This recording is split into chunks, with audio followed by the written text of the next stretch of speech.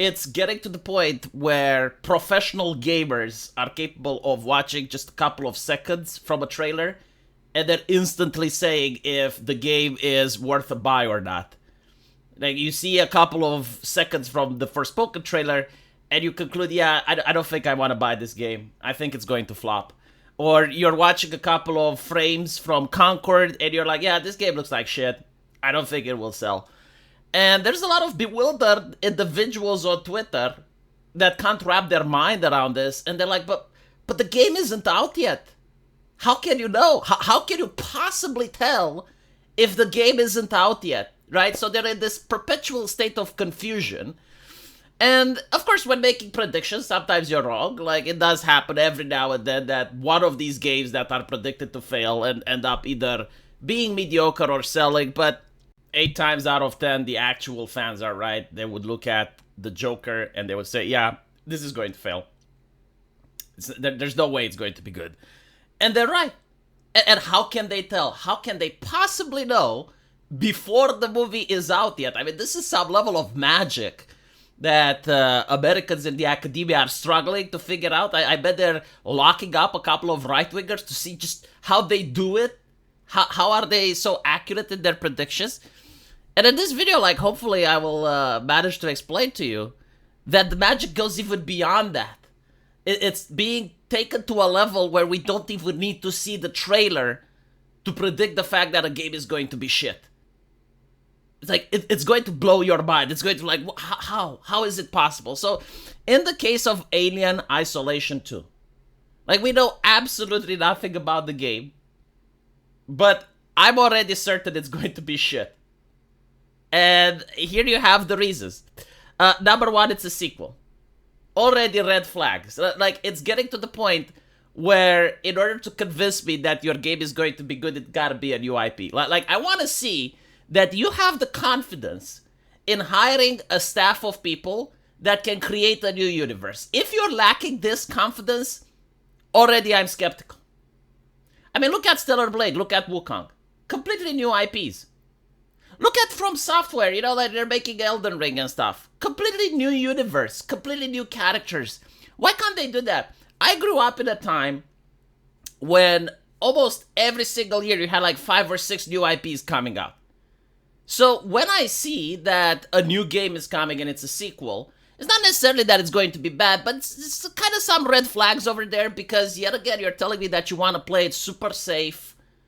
You're not into creating art. Like, you didn't just have a vision and you're like, wow, this would be so amazing if it was a video game. Let's do that. No, it's more like, how can we just create a product on an assembly line and we just add the correct ingredients and we just make it popular because this is what the whiteboard shows us. This is what the charts are. This is what the percentages are. You know, you can't really create art like that.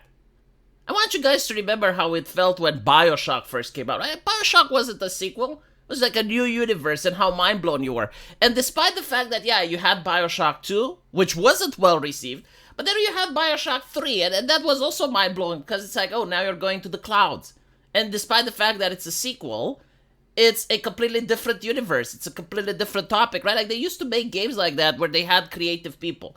So when I usually see Alien Isolation 2, like, unless the trailer comes out and it's like a completely different game and a completely different reimagining, I'm going to assume that, no, chances are it's a red flag. You're just playing it safe, right? So the other problem is only 10% of the original dev team is still at Creative Assembly.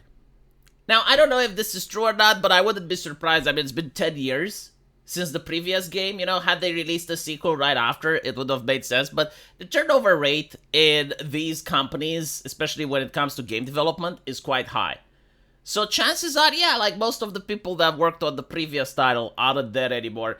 And it's kind of like, you know, it has the name, but if it's different writers, then it doesn't count. Like, imagine if I was to write Lord of the Rings, you know? I mean, it's still Lord of the Rings. I can still write about Aragorn, and I can write about Frodo and stuff.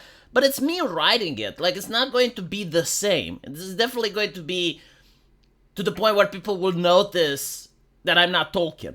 And I'm not capable of writing as good as Tolkien is. And this is pretty much what's happening with these companies. Like, they have the IP, they have the rights to continue the story. But if it's completely different people working on it, why should I have the same faith as if it was like the original crew?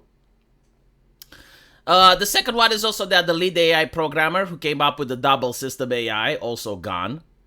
And the entire programming team, apart from the current principal audio programmer, also gone. Now, this is the cancer, right? Like, this is the shit. It's like their statement. They're kneeling to the ideology that they value diversity. You know, I want to make a video where I talk about diversity. Like, why does every single video game now, every single one with no exception, needs to have diversity? And what exactly does diversity add to the table? Like, why is it different than if only Chinese people make a game, or only South Korean people make a game, and there's no other race, it's just South Koreans there? How is that game different than a game that's made by multiracial people like Ubisoft, right? Like, what exactly does the game made by Ubisoft have that's better than something that's made only by Chinese people? Because I genuinely need to struggle to understand this concept. Like, what does art have to do with the race of the person behind the art? And why is it important that every single painting needs to have, like, a team of multiracial people? Why can't two brothers make an art? And like, no, you can't, because you're brothers. You same the same genetical makeup. You need to have someone that's from outside of your family tree and possibly coming from a different continent, and only like that we can make art. But this is, like, the biggest worry. Right? Sega is a client of Hit Detection. And if you don't know what Hit Detection is, it's a consultancy team where one of their consultants said the world would be better without gamers. So my question is, why should I spend money on a product for people that hate me? Like, you're expecting so I can put food on that asshole's table. Like, that asshole should gorge himself from my own personal money? When this is what he thinks about me, my friends, and my community. My wife plays video games. Why would the world be a better place without my wife? I would like to have a conversation with this guy. And to have him justify why he is worthy of getting my cash. But the thing is, like, when you're this spiteful towards the customer, and you're placed in a position where you give consultancy, yeah, I think you're going to impact the product in a negative light. And what's interesting is, like, you know, all these companies, they champion diversity, they champion all of this shit. And by the way, inclusion means body type A, body type B, skin disease, chest scars. This is what inclusion means in 2024. Because, like, these words have different meanings throughout time. But the interesting thing is, like, why don't they have a team to maintain the authenticity? Because the main reason that the first game was good isn't because of diversity and inclusion. I genuinely do not know the racial makeup of the people working at the company, nor do I care. They didn't have any chest scars, body type A, pronoun shit. Like, none of that was in the game. But what was in the game, and what made the game great, was the fact that you genuinely feel as if you're in an alien movie. So if you're a fan of the movie and you play the video game, you actually get to experience the isolation, and you actually got to experience the fear of being hunted by an alien. So that was what made the game great. And why don't they have a team like that now? And if they do, why aren't they advertising it?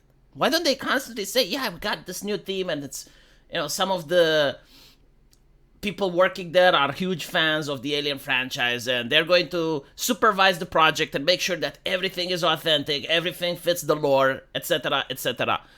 Why don't they do that? No, instead you find out, oh yeah, we got chest scars, and we got body type A, and pronouns. I got pronouns. Okay. Let me know what you guys think. Personally, my prediction is that when the trailer comes out, it's going to confirm many of the things that I'm saying. And, you know, if I'm wrong, I'm wrong. I will make a video. But, like, take into account that so far, all of my predictions regarding video games came true. Like, if I said the game is going to be shit, it was shit. And I am capable of looking at some woke games and saying, yeah, no, like, these games will be woke, but they will sell. Case in point, Silent Hill 2, Baldur's Gate, and even Dead Space. Like I did say with Dead Space. Yes, it's woke, but it will sell. And the reason for it is that if you manage to get the gameplay right, people stop caring about other things because gameplay is king. But it's very difficult to actually get gameplay right. Like it happens very rarely. And you usually get to see it in the trailer. So when you have like a game like Star Wars Outlaws, where you look at the trailer and the gameplay looks like shit, it's generic, it's bland, then the fact that it's also woke is going to make it an awful game. But if you're looking at the trailer and you see a game like Baldur's Gate 3 where the gameplay is there, then, well, the story and the character don't really matter that much. So, like, people can just spam escape or, they can just go through the story in order to engage in the combat, which is great. And that game can actually do well. So that's my take. That's how I judge a game, right? Like, it's, first of all, is the gameplay absolutely amazing? And if it's not, is it woke? Because you can have the opposite. You can have a game that has bad gameplay, but because the character design is amazing, people will buy it. Case in point, almost every single gacha game there is. Like, the gameplay is absolutely shit, subpar, boring, but it's being carried by the character design, it's being carried by the universe, the lore, the story. In my opinion, it's actually easier to make good character design, lore, and story than it is to make good gameplay. So this is why most woke games fail and some woke games succeed. Because, like, every now and then they're actually going to hit the formula where, okay, it's fun to play. Anyway, let me know what you guys think, and as usual, I will see you in the comment section. Take care.